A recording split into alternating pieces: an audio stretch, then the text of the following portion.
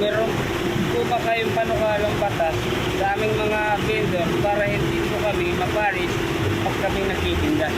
Alam po ninyo, yung pagtitinda po ay isang uri ng ugali ng Pilipino. Masisipag po ang Pilipino. Ilagay lang natin po sa tamang perspektiba.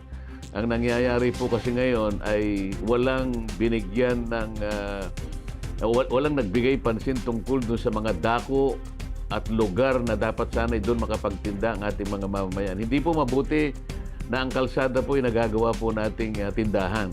Pati po ang inyong kaligtasan ay nasasakripisyo dyan. Pagtuunan po natin ang pansin yan, kaugnay po dun sa aming malawak na pananaw na kailangan po lahat ay matuto doon sa tinatawag na social entrepreneurship. Sa konting puhunan po ay makapagtitinda kayo, makapaghahanap buhay kayo ng marangal.